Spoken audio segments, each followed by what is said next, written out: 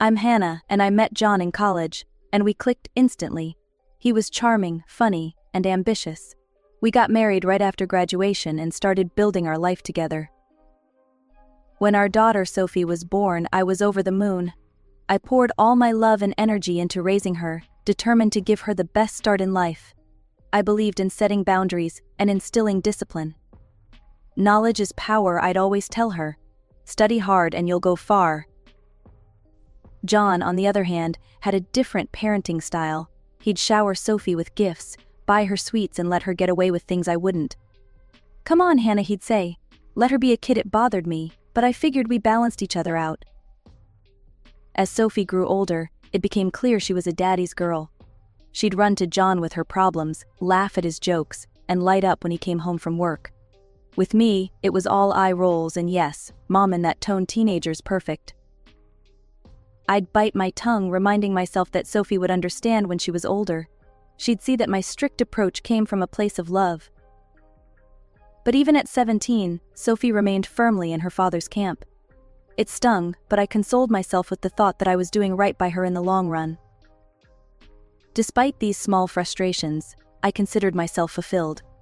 I had a successful career at a respected clinic, a husband who still made me laugh, and a daughter who, despite our differences, I adored. Life was good, or so I thought. Everything changed on a crisp autumn day. I was doing laundry, a mundane task I'd done 1,000 times before. As I emptied John's coat pockets, my fingers brushed against a piece of paper. I pulled it out, expecting a grocery receipt or a dry cleaning ticket. Instead, I found myself staring at a receipt from an upscale perfume store. The perfume listed was an expensive brand I'd never wear, too floral, too sweet. John knew I preferred subtler scents. I stood there, the washing machine humming in the background, as 1,000 possibilities raced through my mind. Was it a surprise gift? But my birthday had passed, and our anniversary was months away. Was it for his mother? But she was allergic to most perfumes. With shaking hands, I took a picture of the receipt with my phone. Then, carefully, I placed it back in his pocket. I needed time to think, to process this information without jumping to conclusions. That evening, when John was in the shower, I checked his coat again. The receipt was gone. I kept my discovery to myself, not breathing a word to John or Sophie, but now that my eyes were open, I couldn't stop noticing things. It was like a fog had lifted, revealing a landscape I didn't recognize. John's late nights at work weren't new, but now they felt different. "Big project, honey," he'd say, kissing me on the cheek as he left. "Don't wait up," I'd nod and smile, all the while wondering who he was really meeting. His new haircut caught my attention too. He'd always been particular about his appearance, but this was different. Younger. Trendier. When I complimented him, he shrugged it off. Thought I'd try something new. The weekend fishing trips were the worst. Every other Saturday he'd load up his gear and head out to meet his buddies. "Fish are really biting lately," he'd say with a grin. I'd watch him drive away, wondering if he even owned a fishing rod anymore. Before finding that receipt, I hadn't connected these dots. Now they formed a picture I couldn't unsee. The thought I'd been avoiding burst to the surface. John had a mistress. I tried to shake it off. This was John, my John. The man who held my hand through 20 hours of labor. The guy who surprised me with flowers on random Tuesdays. He wouldn't cheat. But the doubt gnawed at me. I couldn't eat, couldn't sleep. I'd lie awake, listening to John's steady breathing, wondering if he was dreaming of her. One sleepless night, I found myself scrolling through Facebook. A name caught my eye: Mike Thompson. We'd gone to high school together, and I vaguely remembered he'd become a private investigator. Before I could talk myself out of it, I sent him a message. We met at a coffee shop across town the next day. I took a deep breath and spilled everything. The receipt, John's behavior, my suspicions. Mike listened without interrupting, his face neutral. Mike agreed to take the case. As I watched him leave, I felt a mix of relief and dread. Soon I'd have answers, but did I really want them? The next 3 weeks were the hardest of my life. I went through the motions, smiling at my patients, helping Sophie with her schoolwork, making small talk with John over dinner. But inside, I was a mess. Every time my phone buzzed, I'd jump, thinking it was Mike with news. Every time John came home late, I'd search his face for signs of guilt. Every time Sophie mentioned her dad, I'd wonder if she knew something I didn't. "You okay, Mom?" Sophie asked one evening, catching me staring blankly at the wall. "You seem off." I plastered on a smile. "Just tired, sweetie. Lots of clients this week." She didn't look convinced, but she let it go. I felt a pang of guilt for lying to her, but what could I say? "Your dad might be cheating on me, and I've hired someone to spy on him." John, caught up in whatever or whoever was occupying his time, didn't seem to notice anything amiss. Part of me was relieved, part of me was furious that he could be so oblivious to my pain. The call came on a Tuesday afternoon. I was between clients when my phone buzzed. Mike's name flashed on the screen, and my heart leapt into my throat. "Hannah? Can we meet?" His voice was neutral, giving nothing away. We agreed to meet at the same coffee shop in an hour. The rest of my appointments were a blur. I went through the motions, smiling and nodding at my clients while my mind raced. Mike was already there when I arrived, a thick manila envelope on the table in front of him. My stomach dropped at the sight of it. "Hannah." Mike pushed the envelope towards me. "It's all in here. Photos, dates, locations. I'm sorry, Hannah, but your suspicions were right." With shaking hands, I opened the envelope. The first photo hit me like a punch to the gut. John, my John, with his arms around a younger woman. They were laughing, looking into each other's eyes with unmistakable affection. "Who is she?" I managed to choke out. "Alicia Benson," Mike replied. "She's 28, works at John's company. She's the director's daughter." I flipped through more photos. John and Alicia at restaurants, walking in the park, boarding a yacht. Each image was a fresh wound. "They've been seeing each other for over a year," Mike continued. "From what I've gathered, it's serious. They've talked about a future together." I nodded numbly, barely registering his words. Then a photo made me gasp. It showed John and Alicia at a cafe, but they weren't alone. Sitting with them, smiling and laughing, was Sophie. "No," I whispered. "It can't be." Mike's voice was gentle. "I'm sorry, Hannah, but Sophie knows about the affair. She's met with them several times. Those weekends she said she was with friends? She was with them on Alicia's yacht. There's more. John and Alicia have been buying Sophie expensive gifts. Designer clothes. Jewelry. I think they're trying to buy her silence." I don't remember the drive home.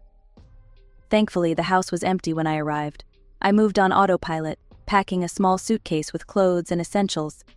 I couldn't stay here, couldn't face John or Sophie.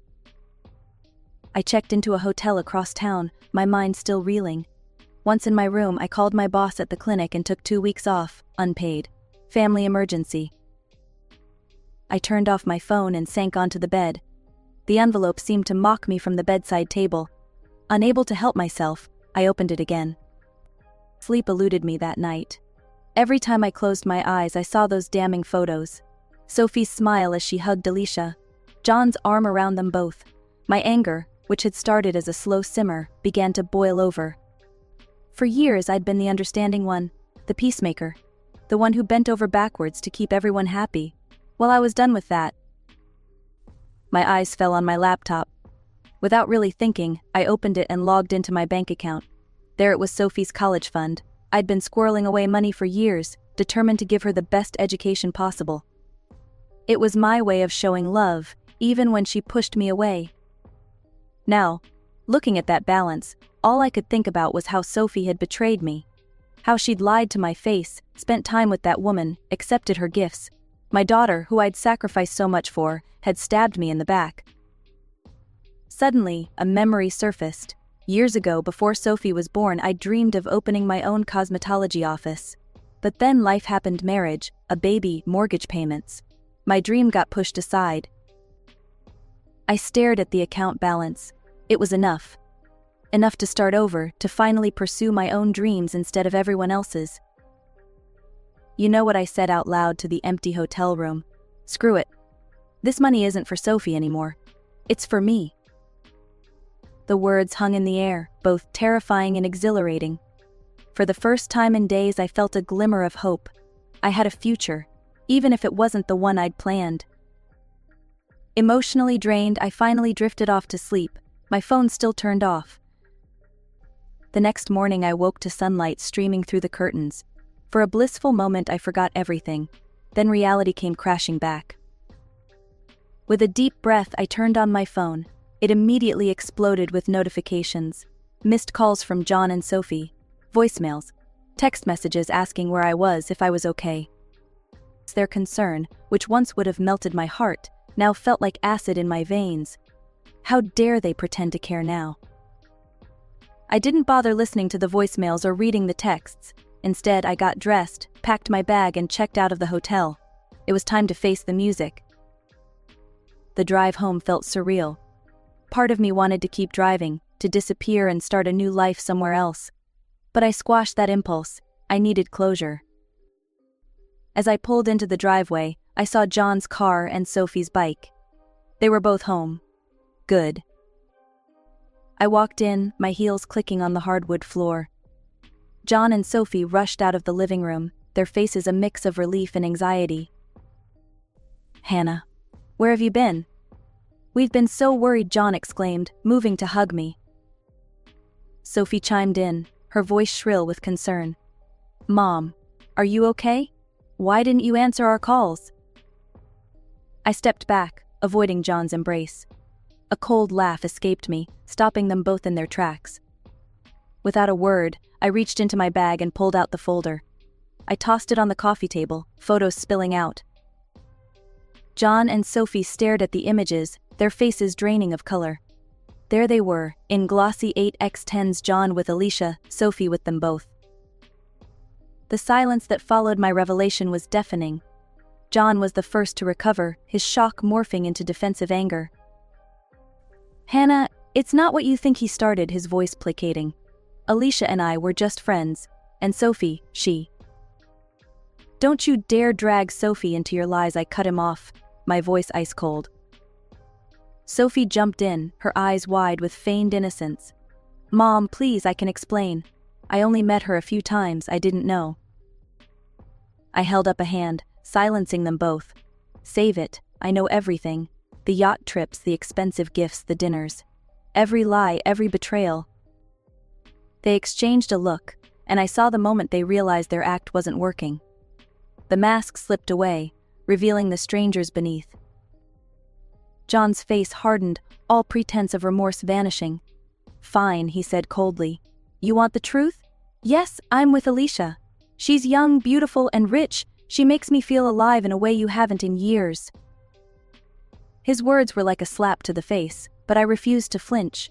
Instead, I turned to Sophie, waiting for her contribution to this character assassination. She didn't disappoint. "Alicia is amazing, Mom," she said, her voice dripping with disdain. "She's successful, stylish, fun, not strict and boring like you." I absorbed their words, each one a fresh wound. But I wouldn't give them the satisfaction of seeing me cry. "I see," I said, my voice steady. "Well, let me tell you both something. John, I want a divorce. I'll have my lawyer contact you." John's eyes widened, but before he could speak, I turned to Sophie. "And you, young lady, you can forget about me paying for your college tuition. If Alicia is so amazing, maybe she can foot the bill." Sophie's jaw dropped. "What? You can't do that. That's my money. I've been counting on it. I want to get into my dream school." "Should have thought about that before you stabbed me in the back," I replied, unmoved by her crocodile tears. "Mom, please," she sobbed, her cool demeanor crumbling. "I'm sorry. I didn't mean what I said. Please forgive me. I need that money." But her earlier words echoed in my mind. Strict, boring. Worse than the other woman. Ignoring their protests, I went upstairs and packed the rest of my belongings. As I came back down, suitcase in hand, John blocked my path. "Hannah, let's talk about this rationally," he said, his tone businesslike. "The house, our assets." "My lawyer will be in touch," I interrupted, pushing past him. "I'm done talking to you." The next few weeks passed in a blur. I found a small apartment and threw myself into the logistics of dismantling a 20-year marriage. I hired a lawyer and requested a mediator, determined to handle this divorce as cleanly as possible. The last thing I wanted was a drawn-out, messy court battle. Sophie called incessantly at first. When I didn't pick up, she resorted to texts, then emails. Each message was a mix of apology and demand. I read each one, my heart breaking anew every time. But I couldn't bring myself to respond. The wound was too fresh, the betrayal too deep. As the days turned into weeks, I found myself staring at my phone, Sophie's number on the screen. My finger would hover over the call button, a war raging inside me. Part of me yearned to hear her voice, to believe her apologies. But then I'd remember her cruel words, her secret meetings with John and Alicia, and I'd put the phone down. Days turned into weeks. Each meeting with John was a test of endurance, conducted in the sterile environment of our lawyers' offices. The man I once loved was now just another face across the conference table, all business and cold efficiency. One day, as I settled into my usual chair, the door opened and Sophie walked in behind John. My heart clenched at the sight of her, but her expression stopped any warm feelings cold. She looked at me with a mixture of condescension and triumph that took my breath away. "Hello, Mother," she said, her tone dripping with false sweetness. "I hope you don't mind me joining today." Before I could respond, she continued, "I just wanted to let you know that I won't be needing your pathetic money after all. Alicia has generously offered to pay for my education at any top college in the States." She paused, clearly savoring the moment. "Oh, and I'll be living with Dad and Alicia from now on. We're going to be one big, happy family." I felt the eyes of our lawyers and the mediator on me, waiting for my reaction. But I was too tired, too drained to feel much of anything anymore. I simply shrugged. "If that's what you want, Sophie," I said, my voice flat, "I hope you'll be happy." Something flickered in her eyes, disappointment. Had she been hoping for a bigger reaction? But it was gone in an instant, replaced by that same smug look. The rest of the meeting passed in a blur of legal jargon and asset division.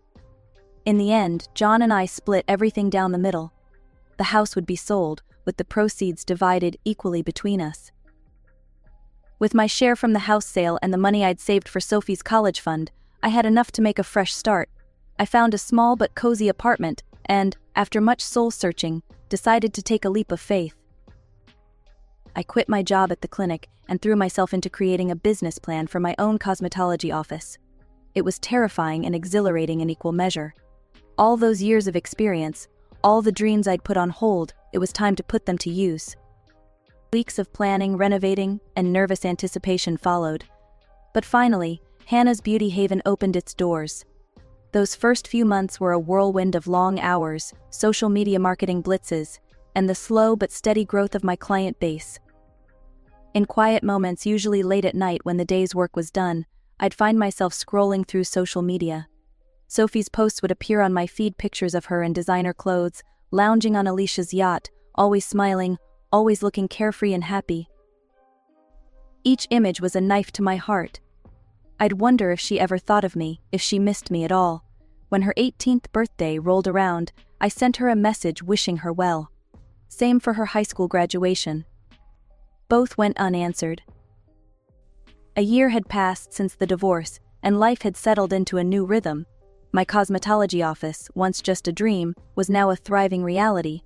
The steady stream of loyal clients from my clinic days, combined with a growing number of new faces, kept me busier than I'd ever been.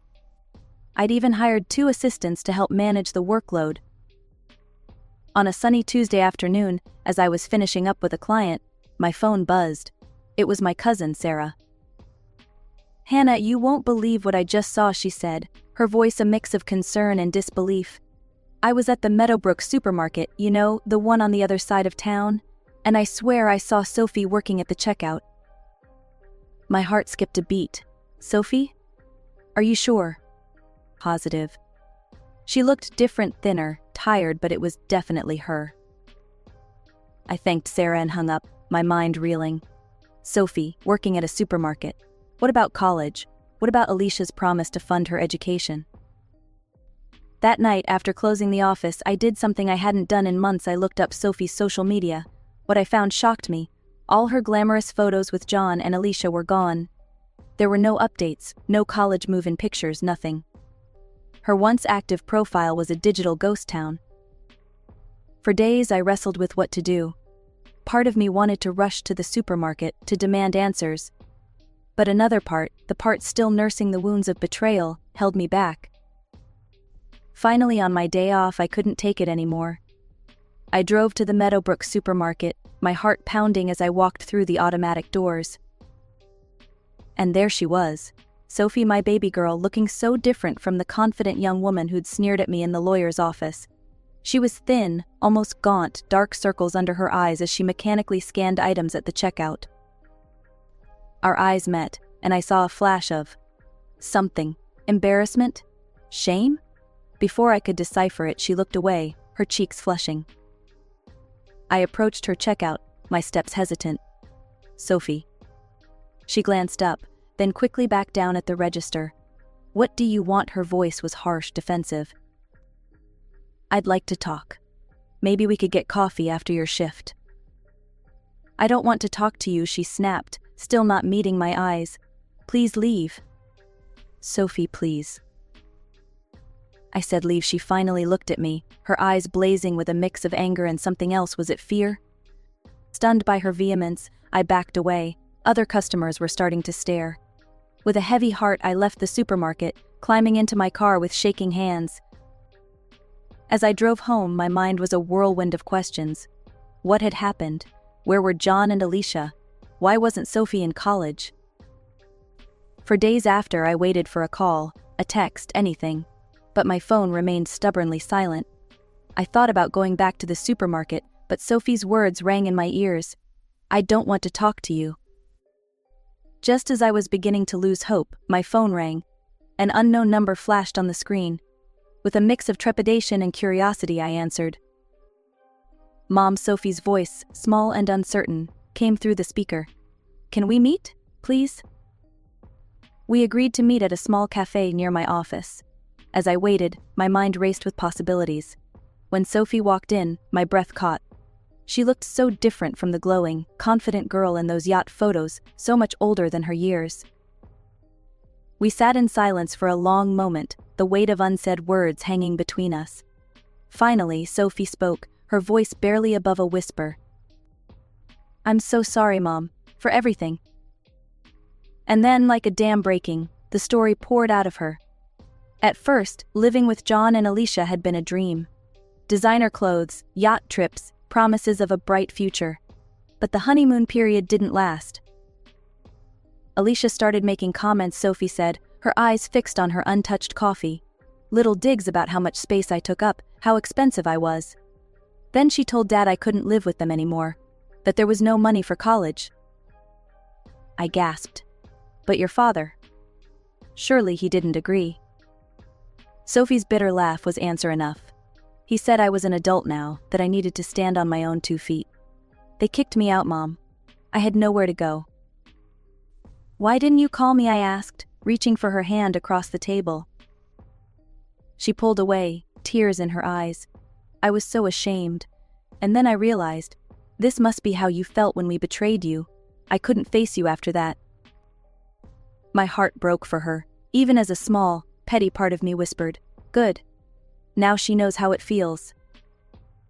"I'm sharing a crappy apartment with a coworker," Sophie continued. "The supermarket job barely covers rent and food. I feel so useless." I wanted to wrap her in my arms, to tell her everything would be okay. But I knew it wasn't that simple. "Sophie," I said gently, "I'm so sorry you're going through this, but you're right, you did betray me. Actions have consequences, and this is something you need to work through." We both cried then, mourning the lost year, the broken trust, the pain we'd caused each other. As we parted, something had shifted between us. It wasn't forgiveness, not yet, but it was a start. That night I tossed and turned, Sophie's story playing on repeat in my mind. By morning I'd made a decision. I called Sophie. "I have a proposition for you," I said. "I need an administrator at my office. The pay's not great, but it's better than the supermarket. And maybe we can start rebuilding from there." There was a long pause. Then, "Yes, I'd like that. Thank you, Mom." It's been 6 months since that day. Sophie works at my office now, learning the business from the ground up. She's saving for community college, determined to make it on her own merit this time. Our relationship is a work in progress. There are good days and bad days, moments of connection and moments of tension. The trust we once had is slowly, painstakingly being rebuilt, one day at a time. As I watch Sophie greet a client with a warm smile, I feel a glimmer of hope. We're not the same people we were before the betrayal, the divorce, the year of silence. But maybe, just maybe, we can be something new. Something stronger. I guess I should start at the beginning. I'm Camilla, and I was born to Jack and Lisa, my parents. Dad was always busy with his business stuff, and Mom was a teacher at the local elementary school. For the first 9 years of my life, things were pretty normal. We lived in a cozy house in the suburbs, had family dinners, went on vacations, you know, the usual stuff. Dad was always working on some new business idea. He'd come home late, his head full of plans and dreams. Mom was the calm one, always there with a hug or a kind word. She'd help me with my homework, bake cookies with me on weekends, and tell me stories before bed. But then, when I was 9, everything fell apart. It was a regular Tuesday evening. I was in my room, playing with my dolls, when I heard shouting from downstairs. It wasn't the normal kind of arguing, this was different, scary. I crept down the stairs, my heart pounding. I saw Mom and Dad in the living room. Dad's face was red, and he was waving his arms around. Mom was crying, mascara running down her cheeks. "How could you, Lisa?" Dad yelled. "With Mark? My God, he's been to our house for dinner." Mom was sobbing now. "I'm sorry, Jack, it just happened. I didn't mean for it to." "Didn't mean for it to what? To destroy our family?" Dad's voice cracked. The next few weeks were a blur. There were hushed phone calls, meetings with people in suits, and a lot of crying, from both Mom and Dad. I didn't fully understand what was happening, but I knew it was bad. Then came the day Dad told me we were leaving. He knelt down in front of me, his eyes tired and sad. "Camilla, honey, you and I are going to be living somewhere else. We're leaving the house for your mom." "Why can't we stay here with Mom?" I asked, my lower lip trembling. Dad looked around the living room, his gaze lingering on the family photos. "It's complicated, sweetie. But we both love you very much. That will never change." As Dad and I drove away from our house, my stuffed animals and favorite books piled in the back seat, I felt like my whole world was crumbling. I didn't know it then, but this was just the beginning of a long, painful journey. Life with Dad turned out to be way different than I expected. At first, I thought we'd be struggling, you know? But Dad's business suddenly took off. Before I knew it, we were moving into this huge house, even bigger than our old one. It was weird, living somewhere so fancy when I still felt so messed up inside. Dad was working all the time. He'd leave before I woke up and come home after I was in bed. A lot of days, I'd end up at Grandma and Grandpa's house, that's Robert and Eleanor, Dad's parents. "Camilla, honey, come help me with these cookies," Grandma would say, trying to keep me busy. Grandpa would take me out to the garden, teaching me the names of all the plants. They were nice and all, but it wasn't the same as having my parents around. When Dad was home, he was different. Stricter, I guess. "Camilla, have you done your homework?" he'd ask as soon as he walked in the door. Or, "Camilla, your room's a mess. Clean it up before dinner." It was like he was trying to be both Mom and Dad, and not really managing either. But I gotta give it to him, he was trying. Every Sunday became what he called Daddy-Daughter Day. We'd go out and do stuff together, just the two of us. Mini golf was his favorite, he'd get so into it, acting all goofy and competitive. "Watch out, Camilla. I'm going for a hole-in-one," he'd shout, making me laugh despite myself. Sometimes we'd go get ice cream. I'd always get the triple chocolate fudge, and he'd pretend to be grossed out. "How can you eat that sugar bomb?" he'd ask, while secretly stealing spoonfuls when he thought I wasn't looking. Other times, we'd hit up the local museum. Dad would read every single plaque out loud, putting on different voices for each one. In 1492, Columbus sailed the ocean blue, he'd say in this ridiculous pirate voice, making me giggle and the other visitors stare. When I turned 10, Dad signed me up for piano lessons. I wasn't too thrilled about it at first, but it turned out to be pretty cool. Dad would come to every recital, sitting in the front row with this big, goofy grin on his face. Even when I messed up, which was a lot, he'd be the first one on his feet, clapping like I'd just won a Grammy or something. But even with all that good stuff, I couldn't help missing Mom. Some nights, when Dad was working late, I'd pull out our old family photo albums. There was Mom, smiling in every picture. I'd trace her face with my finger, trying to remember what her laugh sounded like, or the smell of her perfume. Once a month, like clockwork, I'd get to see Mom. These court-ordered visits became the highlight of my calendar, circled in red and counted down to with a mix of excitement and anxiety. The first time I saw her after the split, it was awkward as hell. We just stood there, staring at each other like strangers. Then Mom burst into tears and pulled me into a hug so tight I could barely breathe. After that, our visits became a whirlwind of activities and indulgence. It was like Mom was trying to cram a month's worth of mothering into a single day. She'd take me shopping, buying me clothes that made me feel grown up and cool. I remember trying on this crop top and thinking I was hot shit. "You look beautiful, sweetie," Mom gushed. When I wore it home, Dad nearly had a heart attack. "Absolutely not," he said, his face turning red. "Go change, now." I stomped up to my room, furious. "Mom lets me wear it," I muttered. "Well, I'm not your mother," Dad shot back. The next visit, Mom took me to this fancy cafe. The kind of place with tiny sandwiches and waiters in bow ties. "Order whatever you want, honey," Mom said with a wink. I went nuts. Chocolate cake, ice cream sundae, 3 different kinds of soda. By the end, I was so hyped up on sugar I was practically vibrating. Dad wasn't thrilled when I came home bouncing off the walls. "What did she feed you?" he grumbled, watching me zoom around the living room. But the best visit was when Mom surprised me with a trip to Adventureland, the local amusement park. We rode every roller coaster twice, screaming our heads off and laughing until our sides hurt. As we sat on a bench, sharing a massive cotton candy, Mom got this faraway look in her eyes. "Remember when we used to have family picnics in the backyard?" she said softly. "Your dad would burn the burgers, and we'd end up eating ice cream for dinner."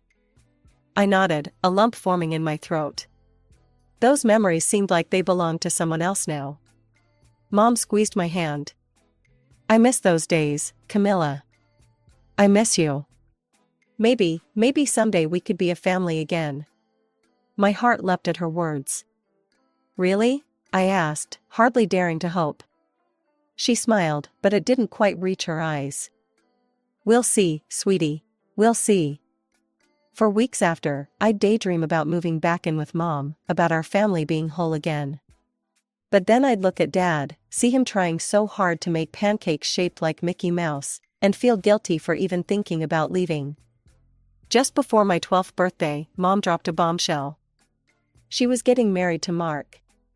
Yeah, that Mark, with whom she'd had an affair with. The wedding was like something out of a fairy tale. Mom looked stunning in her white gown, and Mark, well, he looked happy. I stood there in my frilly bridesmaid dress, watching them exchange vows, and felt torn in two. Part of me was happy for Mom. She was glowing, laughing in a way I hadn't seen in years. But another part of me couldn't help thinking about Dad, alone in our big empty house, probably buried in work or binge-watching some crappy TV show. After Mom and Mark's wedding, things started to change. Our visits took on a new flavor. Mark was always there now, hovering in the background like an eager puppy.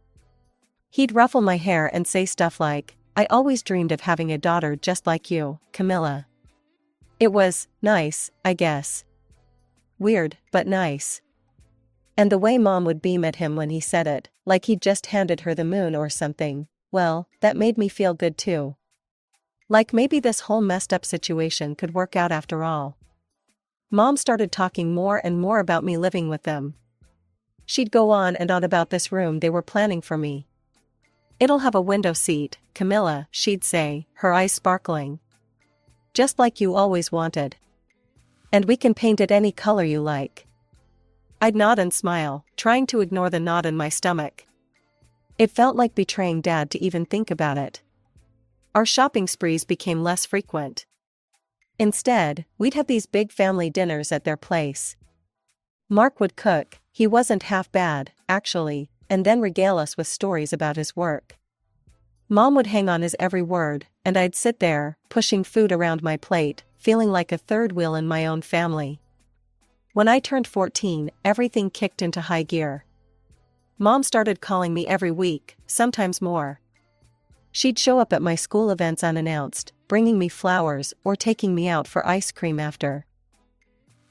"You know, Camilla," she'd say, stirring her coffee, "you're old enough now to decide where you want to live. The courts would listen to you." I'd freeze up every time she brought it up. Part of me wanted to jump at the chance, to go back to the way things were before. But another part wasn't so sure anymore. One day, she showed up at my debate club meeting. I was in the middle of arguing about climate change when I saw her slip into the back of the room. After it was over, she rushed up to me, beaming. "Oh, Camilla, you were wonderful," she gushed. "You know, if you lived with us, you could join the debate team at your new school. They're state champions." I felt my stomach clench. "Mom, just think about it, okay," she said, squeezing my arm.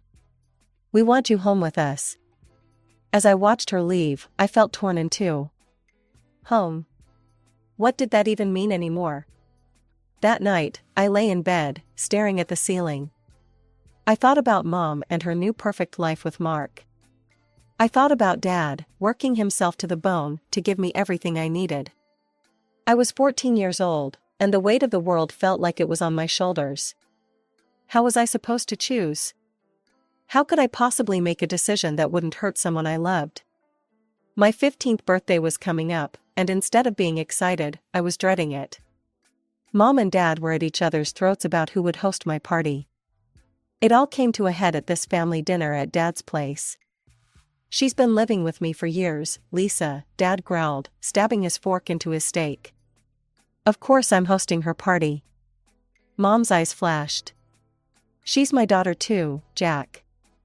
I have a right to celebrate her birthday." I just sat there, pushing my peas around my plate, wishing I could disappear. Then Mom dropped the bomb. "Camilla," she said, her voice suddenly soft, "you're old enough now to decide where you want to live. Who do you choose?"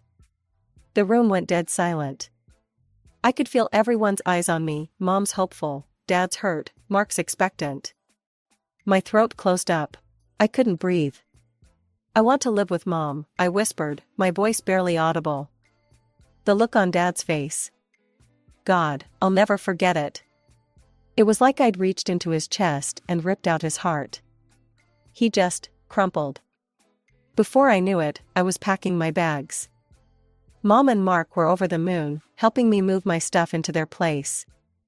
Dad just stood in the doorway, watching, his eyes hollow.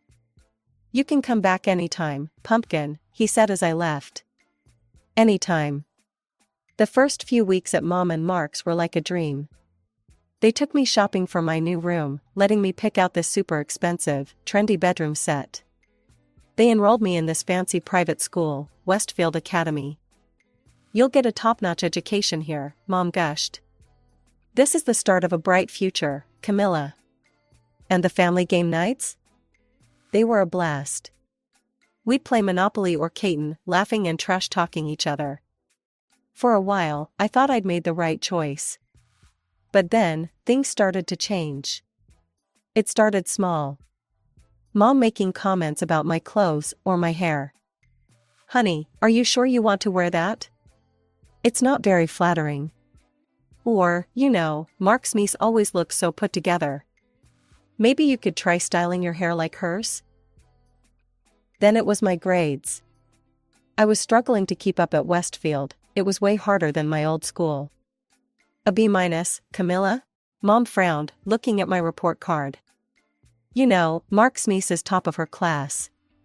Maybe you're not applying yourself enough. The game nights became less frequent. More and more often, I'd come home to find a note on the fridge, gone out with the Petersons. Leftovers in the fridge. Don't wait up. I'd heat up my dinner and eat alone in my room, staring at the fancy decor that suddenly felt cold and impersonal. The final straw was the vacation. They'd been promising me this amazing trip to Hawaii for months.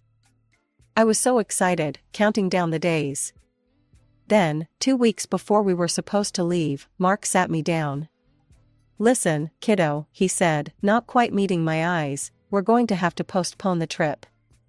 Just some financial stuff we need to sort out. You understand, right? I nodded, forcing a smile. But inside, I felt something crack. That night, I lay in my fancy new bed, in my fancy new room, in this house that was supposed to be my home, and I cried. I cried for the life I'd left behind, for the dad who was probably sitting alone in his big empty house, for the little girl who thought she could have it all. The days leading up to the final custody hearing were tense. Mom was all smiles and reassurances, but I could feel the undercurrent of anxiety in the house. It was like walking on eggshells, everyone trying to pretend everything was perfect. I couldn't sleep. The pressure of the upcoming hearing, the growing unease I felt in this house, it all swirled in my head, keeping me awake night after night. It was about a week before the hearing when it happened. I woke up in the middle of the night, my throat dry as sandpaper. Figuring everyone was asleep, I crept downstairs for a glass of water. As I reached the bottom of the stairs, I heard voices coming from the kitchen. Mom and Mark, having what sounded like a heated discussion. I froze, not wanting to interrupt. That's when I heard it. I'm tired of pretending that I like having her here, Mark's voice, harsh and annoyed. The kid is constantly draining our resources. My heart stopped. I pressed myself against the wall, hardly daring to breathe. I know, Mom replied, her voice low and urgent. But think about the tax breaks and the alimony. Once we have full custody, we'll have a steady income stream from Jack. I felt like I'd been punched in the gut. Mom was using me for money? Mark's voice again, skeptical. I hope it's worth it. I didn't sign up to be a full-time dad to a teenager. Just a little longer, Mom said, her voice soothing now. Once she's officially ours, we can start setting some stricter rules. Maybe even send her to boarding school. I didn't wait to hear more. I bolted back upstairs, my need for water forgotten. I dove under my covers, shaking, tears streaming down my face. It had all been a lie. The shopping trips, the fancy school, the family game nights, it was all just a show. They didn't want me. They wanted Dad's money. I barely slept that night, replaying their words over and over in my head. When morning came, I dragged myself downstairs, feeling like a zombie. Morning, sweetie, Mom chirped, way too cheerful. Ready for breakfast? I nodded, not trusting myself to speak. I poked at my cereal, my stomach churning. Everything okay, Camilla? Mark asked, peering at me over his newspaper. You look a little pale. I forced a smile. Just nervous about a test, I lied. They exchanged a look. Well, don't stress too much, Mom said, patting my hand. I'm sure you'll do great. I wanted to scream. I wanted to flip the table, to tell them I knew everything, to demand how they could do this to me. But I didn't. I just sat there, nodding and smiling, playing the part of the perfect daughter. As soon as breakfast was over, I retreated to my room. I sat on my bed, staring at the fancy decor that now felt like a prison. What was I going to do? The hearing was in a week. If I didn't say anything, I'd be trapped here, with people who saw me as nothing more than a paycheck. The day of the custody hearing arrived like a thunderclap. The courtroom was packed. Mom and Mark sat on one side, both looking confident and put together. On the other side was Dad, with Grandma and Grandpa right behind him. Dad looked tired, resigned, like he'd already accepted defeat. As the lawyers droned on, presenting their arguments, I sat there in silence, my hands clenched so tight my knuckles were white. I could feel the weight of everyone's eyes on me, their expectations pressing down like a physical thing. Finally, the moment came. The judge, a stern-looking woman with glasses perched on the end of her nose, turned to me. "Camilla," she said, her voice surprisingly gentle, "you're old enough now that your opinion matters in this decision. Who do you want to live with?" The room went dead silent. You could have heard a pin drop. I could feel Mom's triumphant smile, could practically taste her victory. Dad just looked broken. Like he was bracing for the final blow. I stood up, my legs shaking so bad I thought I might fall over. I took a deep breath, and then, "I want to live with my father," I said, my voice trembling but growing stronger with each word. "And I don't want to see my mother anymore." The shock in the room was electric. Mom's smile vanished, replaced by a look of utter disbelief. Mark's face went pale. Dad looked like he couldn't believe what he was hearing. The judge leaned forward, her brow furrowed. "Camilla, that's a very serious statement. Can you tell us why?" I nodded, swallowing hard. "A week ago, I overheard a conversation between my mother and Mark. They said they were only fighting for custody because of the money. The alimony, the tax breaks. They talked about sending me to boarding school once they had custody. They don't really want me." As I spoke, I could see the color draining from Mom's face.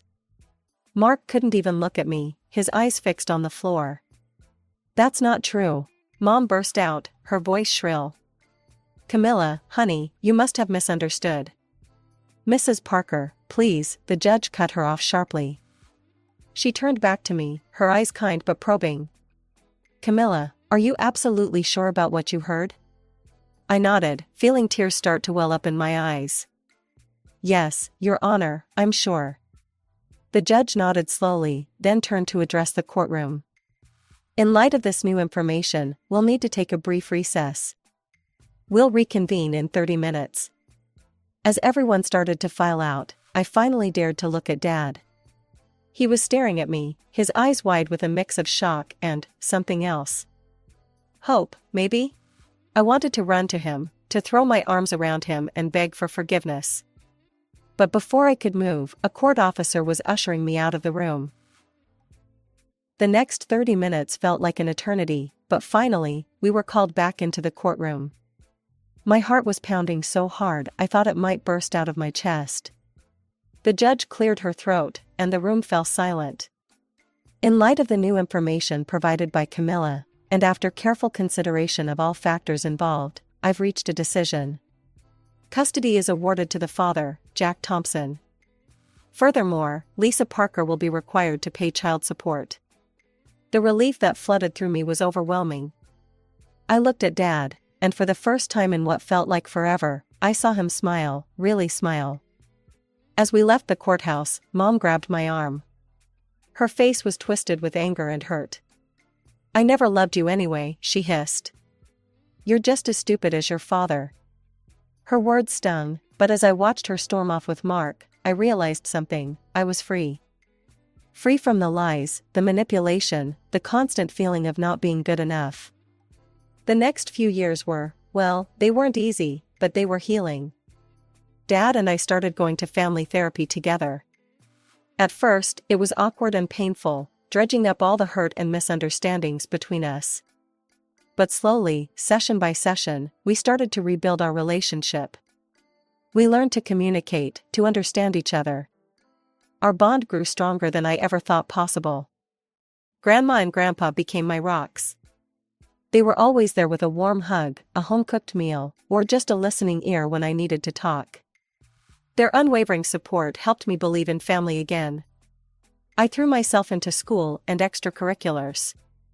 I joined the debate team on a whim and discovered I had a knack for public speaking. Standing at the podium, articulating my thoughts, I felt powerful in a way I never had before. It was like I'd finally found my voice. On my 18th birthday, Dad surprised me with a gift that brought me to tears. It was a scrapbook, filled with photos and mementos from my childhood. There were pictures I thought were lost in the divorce: Mom and Dad and me at the beach, my first day of kindergarten, Christmases and birthdays, and ordinary days that suddenly seemed precious. Now, at 20, I'm in college studying psychology. My experiences inspired me to want to help other kids going through divorce. I want them to know they're not alone, that it's not their fault, that they can survive and even thrive. I still have scars from what happened. There are days when the pain of Mom's betrayal feels fresh, when I wonder how she could have used me like that. But I'm learning to use that pain as fuel, to turn it into something positive. I've started speaking at conferences about children's rights in divorce proceedings. I tell my story, hoping it will make a difference. Maybe if one judge, one lawyer, one parent hears it and thinks twice about using a child as a pawn, it will all be worth it. Dad comes to every one of my speaking engagements. He sits in the front row, beaming with pride. Sometimes I catch him wiping away a tear when I talk about how far we've come. As for Mom, I haven't spoken to her since that day at the courthouse. Sometimes I think about reaching out, but I'm not ready. Maybe someday, but not yet. For now, I'm focused on healing, on building a future, on becoming the person I want to be. Life isn't perfect. I still have trust issues, still struggle with self-doubt sometimes. But I'm learning, growing, healing. And I'm surrounded by people who love me for who I am, not what I can do for them. Isabella Martinez, that's my name. I never knew my dad, but honestly, I didn't feel like I was missing out on much. Mom worked her ass off to keep food on the table and a roof over our heads. From as early as I can remember, I was helping around the house. Dishes, laundry, you name it. Mom always said, "Bella, you gotta learn to take care of yourself. The world ain't gonna do it for you." Those words stuck with me. Our apartment was small, but it was home. The sound of Mom's ancient sewing machine was the soundtrack to my childhood. She'd stay up late, mending clothes for extra cash. I'd often fall asleep to its rhythmic hum. What did I like? Computers. It started when our school got a bunch of donated PCs. Most kids used them for games, but I was fascinated by what made them tick. I'd stay after school, tinkering, learning. One day, Mr. Johnson, the IT teacher, caught me trying to install some video editing software. "What are you up to, Isabella?" he asked, eyebrow raised. I froze, thinking I was in trouble. I just wanted to learn how to edit videos. Instead of getting mad, he smiled. "Well, why didn't you say so? Let me show you a few tricks." From then on, every Tuesday and Thursday after school, Mr. Johnson would teach me the ins and outs of video editing. At home, I'd practice on our old, wheezing computer. As high school graduation approached, reality hit hard. College wasn't in the cards for me. The day after graduation, I marched into WKLP, our local TV station. The receptionist looked at me like I was crazy when I asked about job openings, but pointed me towards the HR office. 3 interviews and 1 practical test later, I had my first real job. Assistant video editor. The pay wasn't great, but it was a start. For the next 2 years, I worked my ass off. Weekdays at the station, weekends doing freelance gigs. Every penny I could spare went into my college fund. It was exhausting, but I was determined. Then, on a rare night out with Lisa and Carlos, everything changed. We were at this house party, some friend of a friend thing. That's where I met him, Ryan Thompson. He wasn't what you'd call classically handsome. Kinda nerdy, with thick-rimmed glasses and a slightly crooked smile. But when he started talking about his work in software development, his whole face lit up. I was intrigued. As the party wound down, Ryan asked for my number. I hesitated for a second, then thought, what the hell, and gave it to him. The next few months were like a whirlwind. Ryan and I started dating, and it was, well, it was nice. Different from what I expected, but in a good way. One night, as we were walking home from a movie, Ryan proposed to me, and I agreed. The wedding was small but beautiful. My mom cried happy tears, and Ryan's parents, Linda and Robert, well, they surprised me. I'd been nervous about meeting them, given the whole wealthy family thing. But they were warm and welcoming from the start. The first 2 years of our marriage were good. Not perfect, but good. We had our own place, a cozy apartment not far from the TV station where I still worked. Ryan had his job at some big tech firm, and things were comfortable. We traveled a bit, mostly weekend trips around the country. It was more than I'd ever done growing up, and I loved every minute of it. Seeing new places, trying new foods, it was like a whole new world had opened up to me. But then, things started to change. It started with the little things.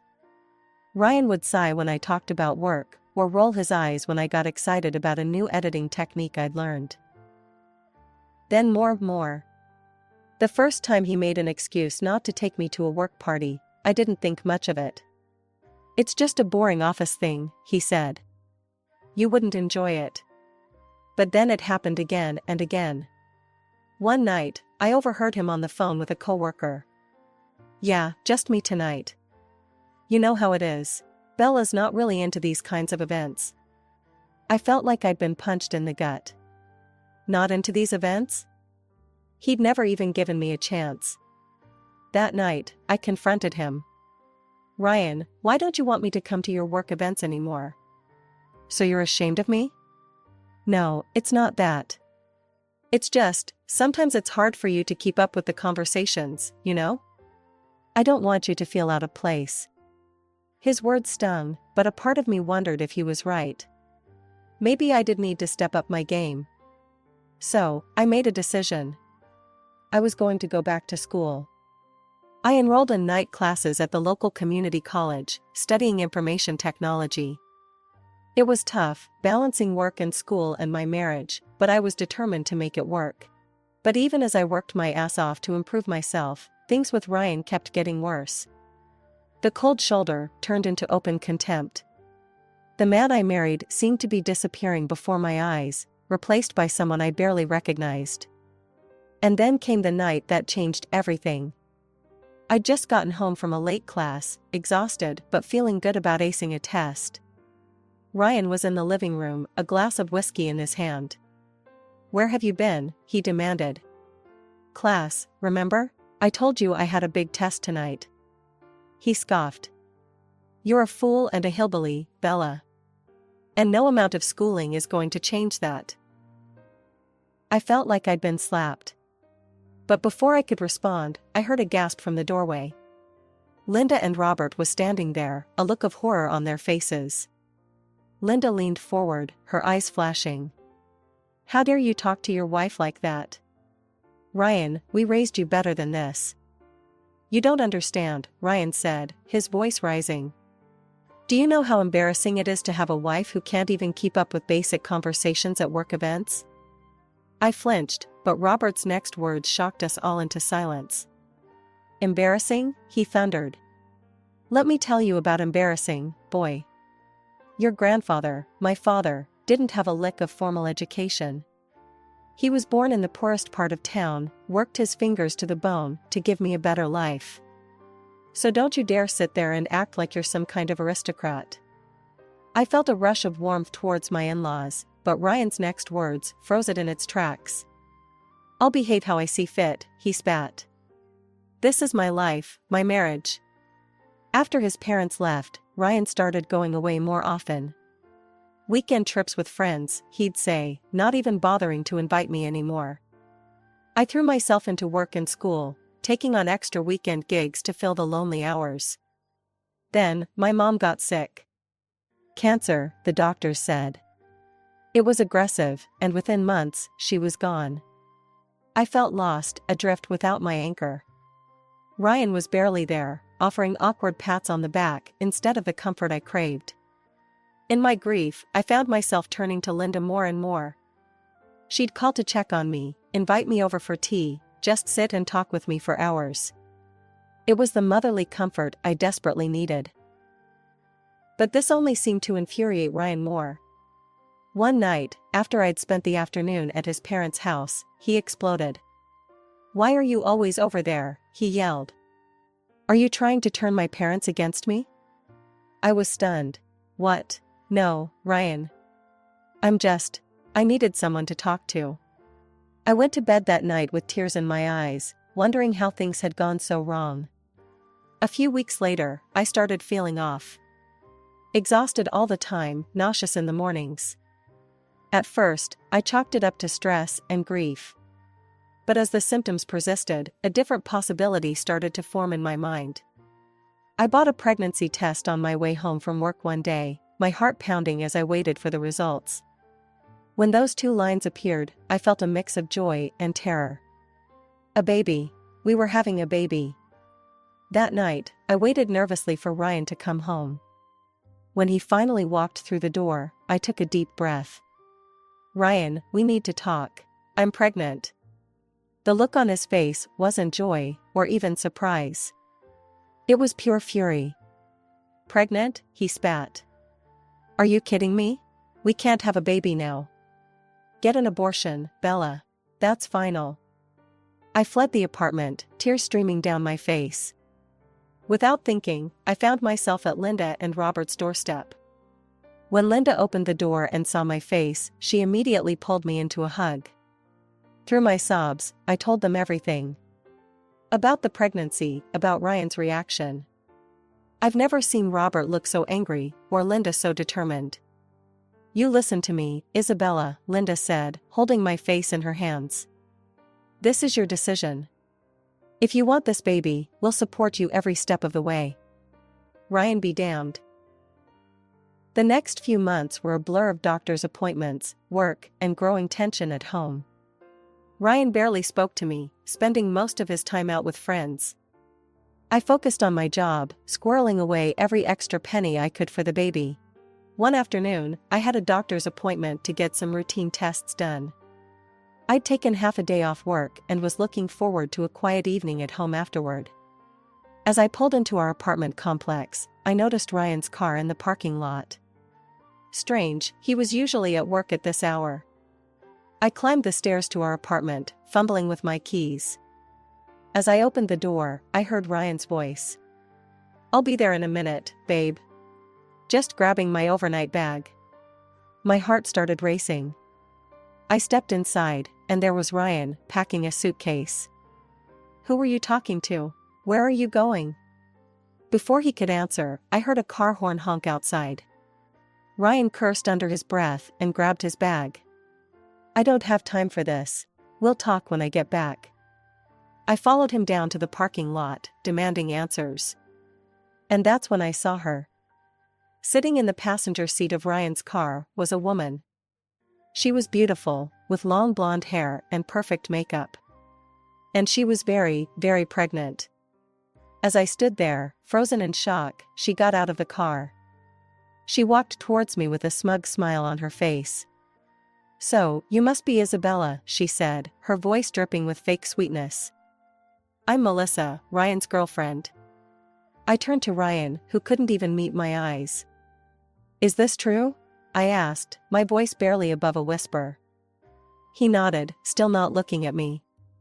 I felt a surge of anger and disgust. "Aren't you ashamed?" I asked Melissa, my voice shaking. "He's married. We're having a baby too." Melissa's smile turned cold. "Ashamed? No, honey, I had to fight for my happiness, and you've already lost this battle. It's not my fault you couldn't keep your man satisfied." I turned to Ryan, fury replacing my shock. "How could you do this? To me, to our baby?" He finally looked at me, his face a mask of indifference. "Come on, Bella, we both know this marriage was a mistake. I never loved you. You were convenient.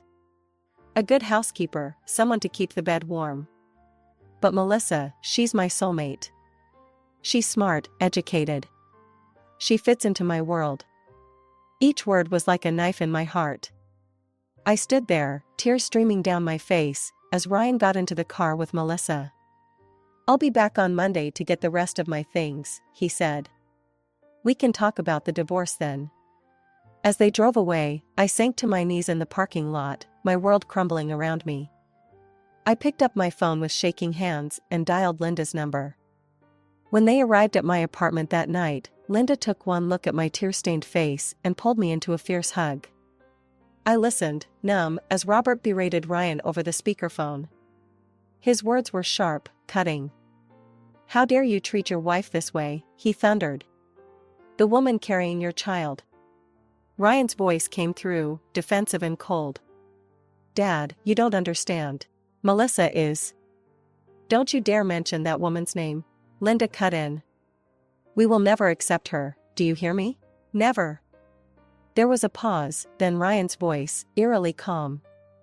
"Fine, I don't need your acceptance. I don't need you at all, I have Melissa now, and that's all I need." The next few months were a whirlwind. With Linda and Robert's help, I found a small apartment closer to them. The divorce proceedings were ugly, with Ryan fighting me every step of the way. But in the end, it was done.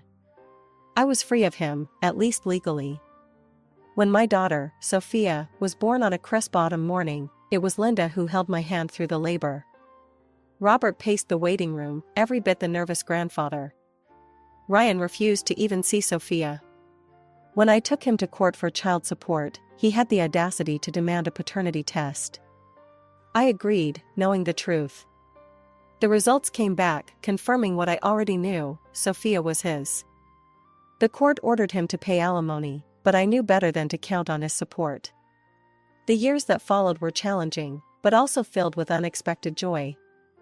I threw myself into my studies, finally earning my degree in information technology. At work, my dedication paid off with a promotion to senior editor. But the real blessings were Linda and Robert.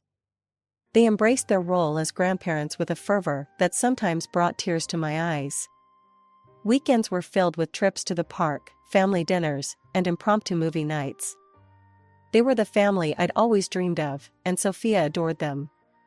5 years flew by in a blur of bedtime stories, scraped knees, and proud moments. Sophia was growing into a smart, kind little girl, with her grandmother's smile and her grandfather's curiosity. Then, one ordinary Tuesday, everything changed again. Robert collapsed at home. The diagnosis was grim: advanced pancreatic cancer. The doctors gave him months, maybe weeks. I threw myself into helping Linda care for him. Work, Sophia, my own needs, everything took a back seat. Robert had been more of a father to me than my own had ever been, and I was determined to be there for him until the end. Despite our best efforts, despite the treatments and the prayers, Robert slipped away from us 3 months later. I held Linda as she wept, feeling as though I'd lost my own father. At the funeral, I stood between Linda and Sophia, our hands linked. Ryan didn't show up. I hadn't really expected him to, but his absence was a stark reminder of how far he'd fallen. As the weeks passed, Linda's health began to decline rapidly. The loss of Robert seemed to have drained her will to live. She became frail, often confused, and prone to long bouts of silence. The solution came to me that night as I lay awake, worrying. The next morning, I called my boss and arranged to work remotely. Then I packed up Sophia and our essentials and moved into Linda's house. Our new routine took some adjusting. I hired a nurse to care for Linda during the mornings while I worked on my video editing projects. In the afternoons, Sophia and I would take over. We'd read to Linda, help her with her physical therapy exercises, or simply sit and reminisce about happier times. Weeks turned into months. Linda had good days and bad days. On the good days, we'd sit in the garden, enjoying the sunshine and each other's company. On the bad days, I'd hold her hand as she cried for Robert, for the son she'd lost long before his father's death. One sunny afternoon, Sophia and I returned from a walk to find a man in a crisp business suit leaving the house. My heart raced, fearing the worst. "Linda?" I called out as we entered. "Is everything okay?" She was sitting in her favorite armchair, looking tired but composed. "Everything's fine, dear. That was just Mr. Harrison, my lawyer. I needed to discuss some legal matters with him." I nodded, not pressing for details. If Linda wanted to share, she would. All right, how about some tea? 3 weeks later, Linda passed away in her sleep. With shaking hands, I dialed Ryan's number. When he answered, I struggled to keep my voice steady. Ryan, it's Isabella. Your mother passed away this morning. There was a long pause, then Ryan's voice, cold and detached. Well, I can't say I'm surprised or particularly upset. That woman made her choices. Look, I'm not coming to the funeral. Just let me know when the will reading is scheduled. On the day of the funeral, the church was packed. Linda had touched so many lives, and it showed. As I stood at the pulpit to deliver the eulogy, with Sophia holding my hand, I looked out at the sea of faces. Friends, neighbors, colleagues, all there to say goodbye to a woman who had loved so fiercely and been loved in return. Ryan's absence was a palpable void, a reminder of the tragedy that had torn this family apart. But as I began to speak, sharing memories of Linda's kindness, her strength, her unwavering love, I realized something profound. Family isn't always about blood. Sometimes, it's about choice. And Linda had chosen to love me, to love Sophia, even when her own son had turned his back on us all. As we laid Linda to rest beside Robert, I made a silent promise. I would honor her memory by living with the same love and grace she had shown me. And I would make sure Sophia grew up knowing the incredible grandparents she had been blessed with, even if their time together had been all too brief. A few days after we laid Linda to rest, I received a call from Mr. Harrison, Linda's lawyer. Mrs. Thompson, it's time to read the will. Can you come to my office tomorrow at 10 a.m.? I've already contacted Mr. Thompson. He'll be there. The next morning, I arrived at the law office, my stomach in knots. I took a deep breath and walked in. Ryan was there with Melissa, both dressed expensively and wearing matching scowls. Melissa's eyes raked over me, her lip curling in disdain. Let's begin, Mr. Harrison said, opening a folder. As he read, I watched Ryan's face. At first, he looked bored, then confused, and finally, as realization dawned, furious. This can't be right, he interrupted. Read it again. Mr. Harrison sighed. Mr. Thompson, it's quite clear. Your mother has left all her property, including the house, to Isabella Thompson and her daughter, Sophia. Ryan rounded on me. You, he snarled. You manipulated my mother, you gold-digging scum. Well, enjoy it while you can. I'm kicking you out of that house today. As they stormed out, Melissa paused at the door. You might have won this round, she hissed, but trust me, we're not done. I sat there, shell-shocked, as Mr. Harrison explained the details of the will. It wasn't just the house. Linda had left everything to Sophia and me, her savings, her investments, everything. She wanted to ensure you and Sophia would be taken care of, Mr. Harrison said gently. Linda loved you both very much. Tears welled up in my eyes. Even after she was gone, Linda was still looking out for us. But Ryan was true to his word. The harassment started that very night, incessant phone calls, threats, promises to destroy me. I changed my number, but it didn't stop. Then came the intimidation. Men would approach us on the street, making vague threats about paying what we owed. Sophia was terrified, clinging to me whenever we left the house. One day, as a man was making his usual threats, I discreetly hit record on my phone. As soon as he left, I went straight to the police station. The investigation moved quickly. With my recording and testimony, along with statements from neighbors who had witnessed the harassment, the police built a solid case against Ryan. When confronted with the evidence, Ryan's hired thugs quickly turned on him, confirming he had paid them to scare us. I'll never forget the look on Ryan's face when the officer slapped the handcuffs on him.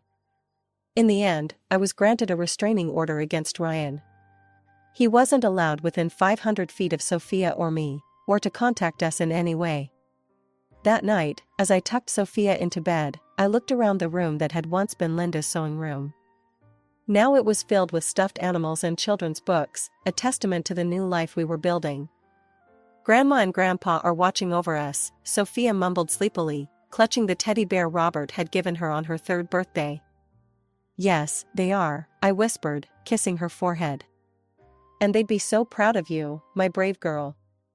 Life had finally settled into a peaceful rhythm. Sophia was thriving in school, and I had recently been promoted to deputy director at the TV station. Linda and Robert's legacy had given us security, but I was determined to build our own success. One sunny afternoon, as I left work, a familiar figure stepped out from behind a parked car. Melissa, Ryan's wife, looked nothing like the polished woman I remembered. Her hair was disheveled, her eyes red-rimmed.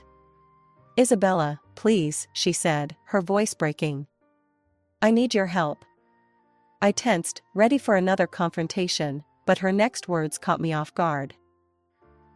"Our son is sick. He needs surgery. Please, we need money. Just half of the inheritance." "You don't need it all, do you?" Something felt off. "What's wrong with him?" I asked cautiously. Melissa's eyes darted around. It's his heart. No, his kidneys. The doctors say." As she fumbled through her explanation, I remembered our first encounter, her smug smile as she declared victory in our battle. A cold clarity washed over me. "You know, Melissa," I said calmly, "someone once told me that I had to fight for my happiness. And it looks like you've already lost this battle." Her face transformed, the mask of desperation replaced by fury. "You scum," she spat. "You owe us that money. It should have been ours." I stood my ground. "I don't owe you anything. Now leave, or I'm calling the police." As I walked away, her curses fading behind me, I felt a sense of closure. The last tie to my old life had been severed. That night, I made a decision. It was time for a fresh start. I sold Linda's house and bought a new one in a different neighborhood. Somewhere Ryan and Melissa wouldn't find us. Now, as I sit in our new living room, watching Sophia do her homework, I'm filled with gratitude. Gratitude for Linda and Robert, who loved us unconditionally. Gratitude for the strength I found within myself. And yes, even gratitude for the hardships that led me here. "Your system is useless. No way I'm paying for this." Daniel, the sales director of our client company, laughed mockingly as he shouted at me. "Tools aren't to blame. No matter how excellent they are, they become useless depending on the user." "Well then, the contract is terminated." "Of course. I never want to see the face of someone who drifts around without a proper job, uninstall the system along with the data, and disappear." Following Daniel's orders, I began uninstalling the software I had brought in. "Will this completely delete everything?" "Of course. Let me confirm. Are you sure this is what you want?" "Don't make me repeat myself. Hurry up and delete it." Daniel hurried me as I reconfirmed. "Hurry up and do it." Daniel made me press the delete command. This command was crucial enough to change my life, but he never realized it. One click can turn your life around. My name is David Wilson. Up until last month, I worked at a system development company, but my side project reached an unexpectedly high level of completion. I wanted more flexibility and freedom to explore its potential. Driven by various impulses, I decided to go independent. Although there were some anxieties about running my own business at the age of 42, by the time I felt the urge to test my abilities further, I had already taken action. I had no complaints about the company I left. In fact, I considered it an excellent workplace. I will never forget my gratitude towards President Miller. "You've been a great help. I struggled with the idea of you leaving, but I can't hold back a man with a burning desire to venture out." President Miller was an admirable person who had founded the company after going independent himself. He would often share stories of the hardships during the company's early days at banquets, while the new employees would listen reluctantly. I loved hearing these heroic tales from President Miller, whose eyes would light up with determination as if he had returned to those days. Looking back, Perhaps his influence strongly impacted my decision to go independent. Good luck. You are my pride. What I'm about to do could become a competitor to the company. I asked the president if he was okay with supporting me so openly. Don't hesitate, instead, surpass me before I die. With those words, President Miller laughed heartily. Amazingly, President Miller handed me several projects. He called it a bonus with my severance pay, but it was far too generous to be just a bonus. At first, I planned to get contracts on my own by pounding the pavement and working steadily. While it was very appreciated, I couldn't rely on the company I left for everything. However, President Miller insisted that these projects were only possible because of my efforts, and he wouldn't back down.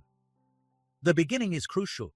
Use this to gain momentum, he said with those determined eyes, making it impossible to refuse his generosity. Perhaps I had ignited a dormant passion within President Miller. Today, I was visiting a client that he had referred to me. The client was mid-sized or larger within the industry, ranking among the top of those I managed in my previous job. President Johnson, a client from my former company, seemed to have introduced me to another company he had connections with. President Johnson contacted President Miller after learning about my resignation. After hearing about my decision to go independent, he considered entrusting this project to me. Feeling the support from so many people naturally boosted my confidence. I've heard about this new system, and it's advanced and very intriguing. However, I want to see firsthand if it's truly reliable. President Taylor, the head of my first client, had a valid point. I was confident in what I had created, but getting it recognized was a different story. My system managed basic functions like customer list management and pickup, and it visualized customer satisfaction.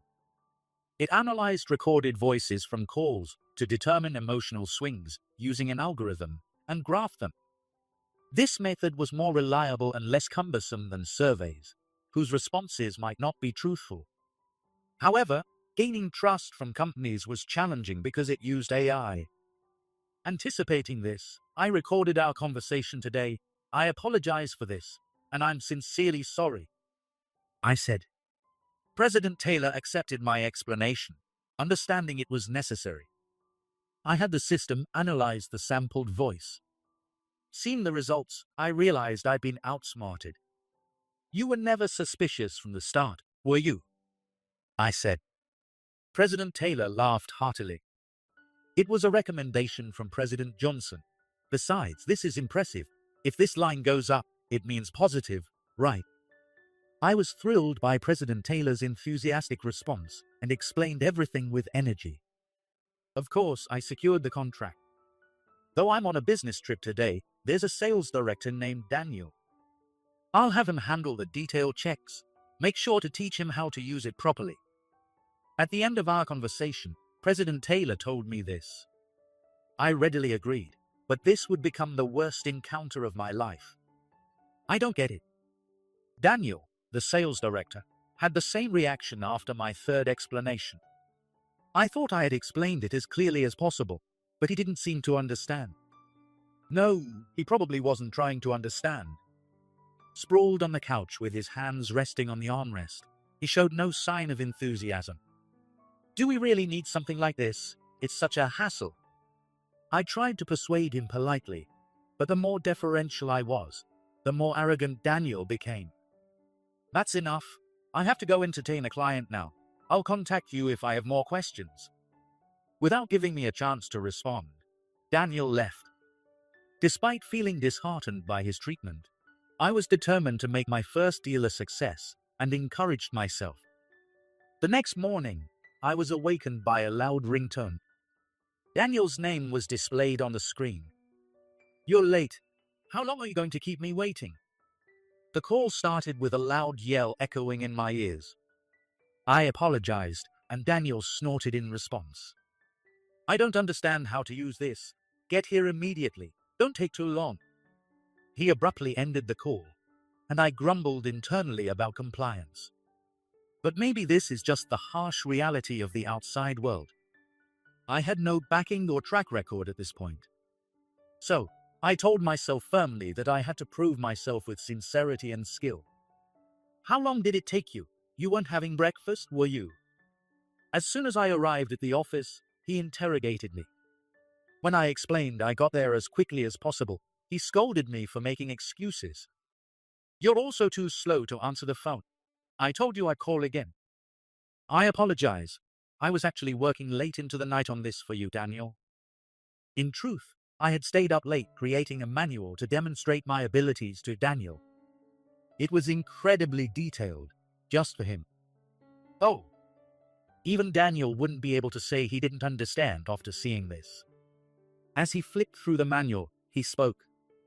Are you mocking me? I was stunned by his completely unexpected reaction. Are you trying to brush me off with a piece of paper? Why don't you explain it to me yourself? He accused me of having no sincerity. My patience was reaching its limit. I tried explaining, but it seemed difficult for you to understand. I inadvertently blurted out. Daniel's brows furrowed. Are you insulting me? How dare you speak to a client like that? I'm very sorry. I didn't mean it that way. I quickly apologized, coming to my senses. Daniel demanded that I show sincerity if I was going to apologize. Listen, I have a business meeting today. If you want to show sincerity, you need to take responsibility for sending the data to the president.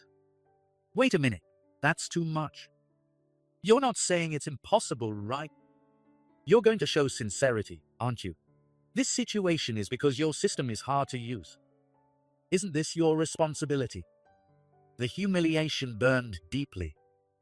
My prized creation was ridiculed, and I was forced to take on unrelated tasks. But losing my temper here would betray the expectations of those who supported me. I clenched my fists and endured. Understood. I'll send all the data to the president. Daniel left, speaking forcefully about not making any mistakes. Hey, what's going on here? Explain. As soon as we met, Daniel started yelling. He had called me again early in the morning, demanding an explanation. Given the previous incident, I couldn't just tell him to refer to the manual, so I had come in person. What do you mean by what's going on? The manual I had given him was carelessly placed on his desk. Seeing the bent pages, it was clear he had hastily tried to study it. Why is my graph so low? I quickly understood why Daniel was furious as I looked at his computer. As I explained before, the AI reads emotions from voices and graphs them. I know that. I'm asking why my graph is low. I'm very sorry to say this, but your customers had negative reactions to your interactions. In reality, it was much harsher than that. The reactions to Daniel were almost all less than half of the average. I wanted to ask what kind of interactions could make the graph drop this low. Ridiculous. What can this machine know? Is it broken? He started making absurd complaints, but everything was functioning correctly. Looking at the data of other employees, everyone but Daniel was far above average. You're a con artist for selling such a fraudulent product to the company. I suspected you from the start, especially when I heard you were a freelancer.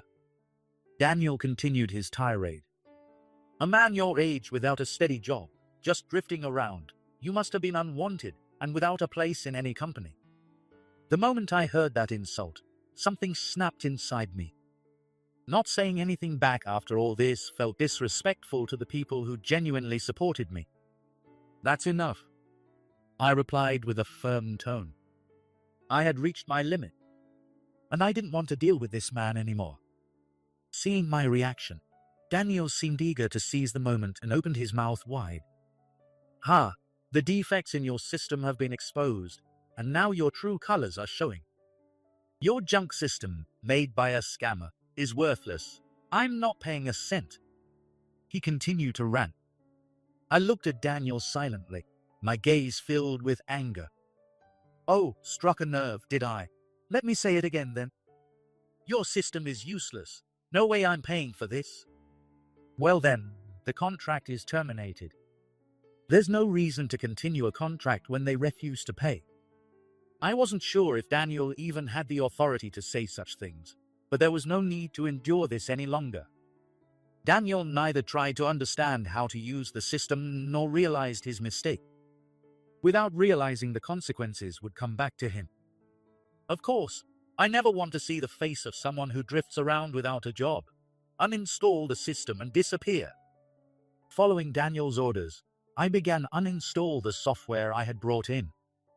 This will really delete everything, right? Of course, just to confirm once more, are you sure you want to delete it? Don't make me repeat myself. Hurry up and delete it. Daniel rushed me as I reconfirmed. I wanted to get it over with as quickly as possible too. Hurry up and do it.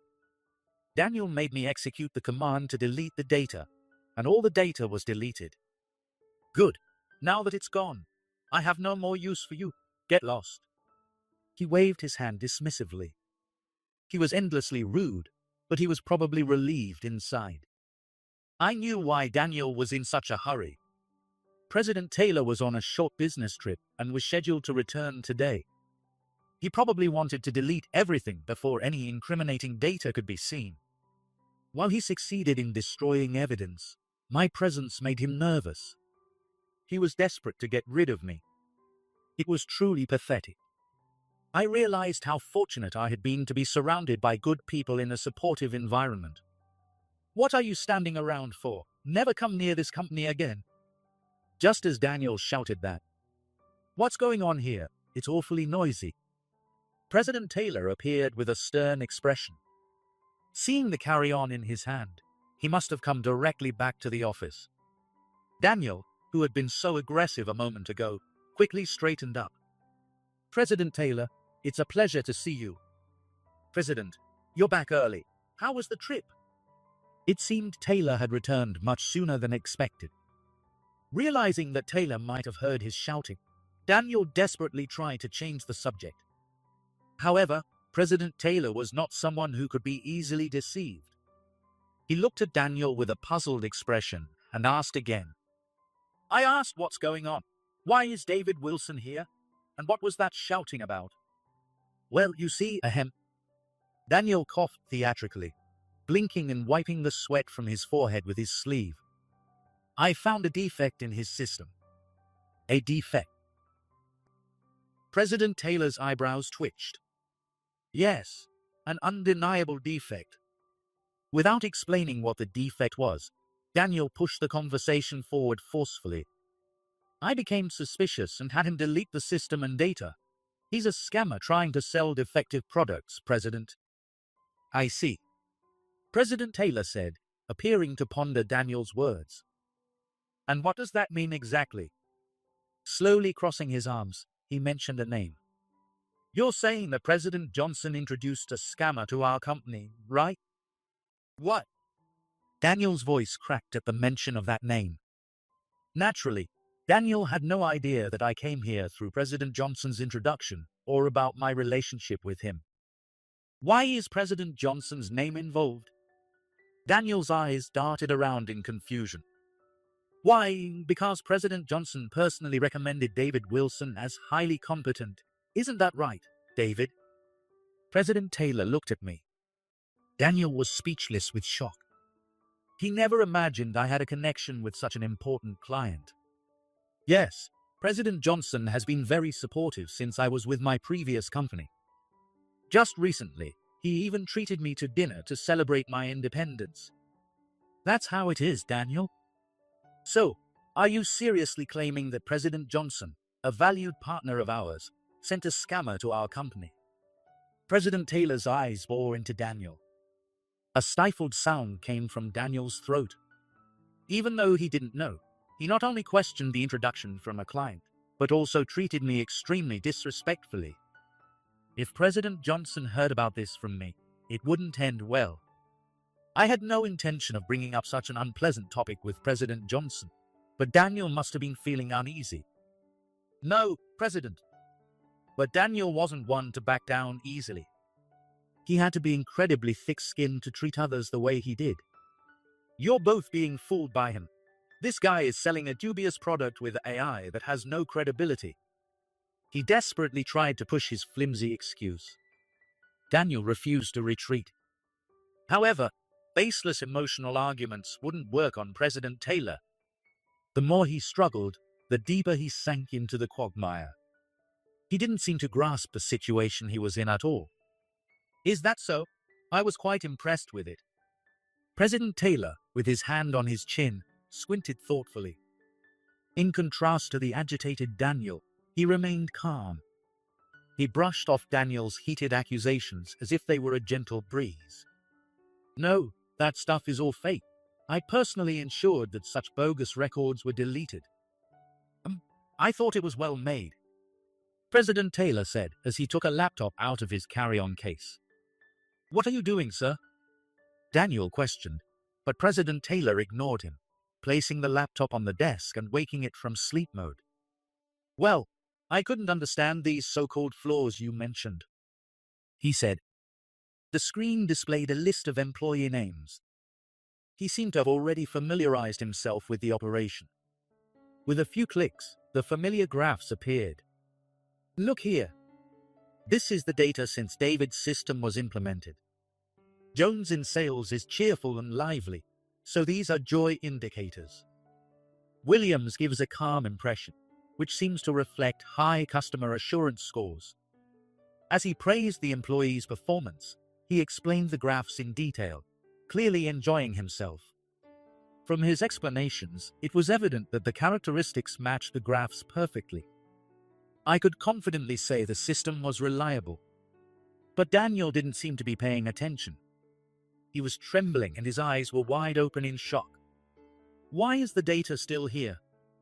Daniel's plan fell apart, and he questioned in a hoarse voice. I knew this would happen from the moment he ordered me to delete the data.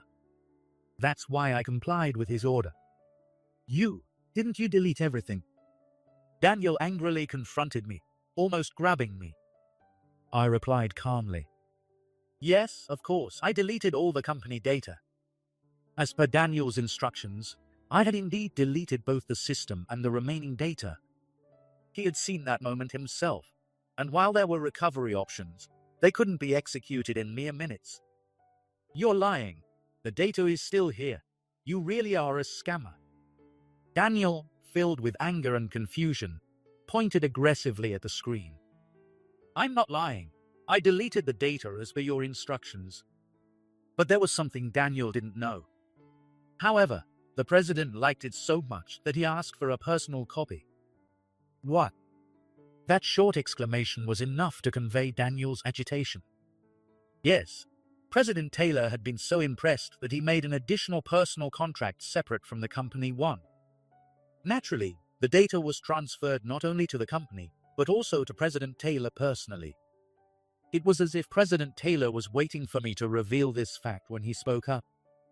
Why are you so flustered, Daniel? Is there something inconvenient about the data being retained? No, of course not. As soon as Daniel denied it, President Taylor clapped his hands. Oh, right. Now I remember, your graph had quite low numbers. President Taylor said, pretending to recall, and moved the cursor to select Daniel from the list. The graph displayed was the complete opposite of the high-performing employees. A disappointing graph was exposed in front of us. Well, that is. Daniel stammered, and President Taylor pressed further. You don't mean to say that you tried to hide this by making David delete the data, do you? These words hit the mark. President Taylor's words gradually cornered Daniel, pushing him to the edge. You're misunderstanding, President. Daniel flailed his arms dramatically, as if drowning in the ocean. He continued his futile resistance, refusing to give up. He tried to frame me. He tampered with the graphs. For the umpteenth time, Daniel made a desperate claim. President Taylor sighed deeply and asked with a hint of exasperation, what benefit would David gain from doing that? Daniel hesitated, then pointed at me and shouted loudly.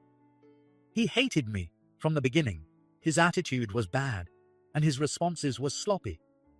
That was far from the truth. I had explained everything thoroughly and even made a dedicated manual. Regardless of personal feelings, I had handled everything meticulously. President, are you going to trust this machine over someone who has worked with you for years? In the end, you should trust a person's voice, not graphs or data. Listen to my voice, just as it is. Daniel looked at President Taylor as if he had just given a grand speech. You're right. In the end, what you can truly trust are a person's voice and feelings. That's why.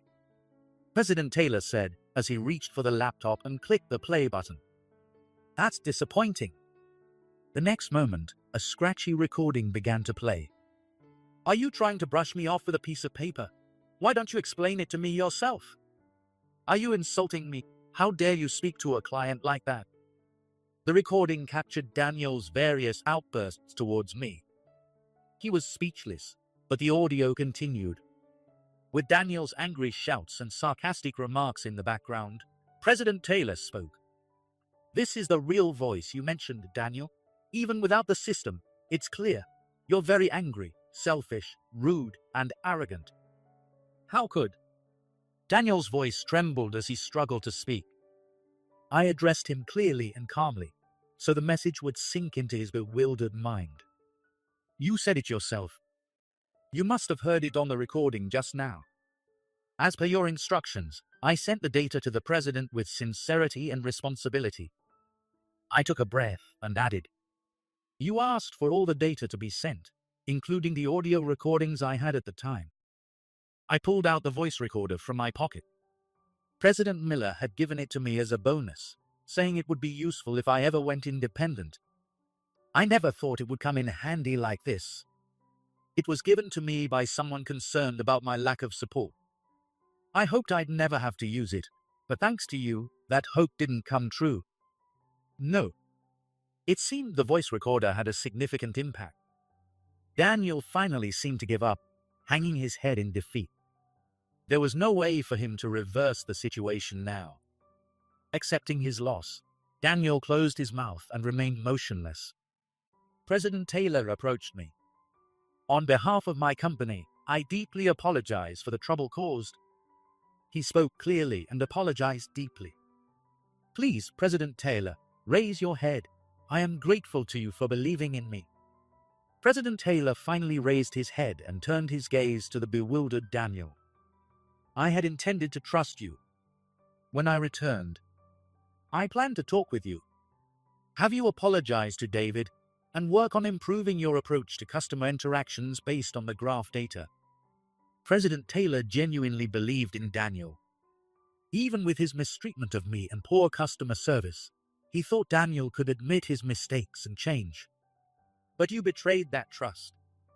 Instead of facing your mistakes, you tried to cover them up and went as far as to call David a scammer. It's inexcusable. By deleting the data, Daniel had destroyed any hope he had left. This system is meant to visualize customer satisfaction and help you identify areas for improvement. Thinking that a low graph means just a bad evaluation is incredibly short-sighted. Short-sighted? Daniel reacted slightly, perhaps troubled by my words. Yes, you were so focused on immediate judgment that you rushed to delete the data, and in doing so, you missed your last chance. If that's not short-sighted, what is? The effort to improve is what truly matters, but you ran away from the problems you needed to face.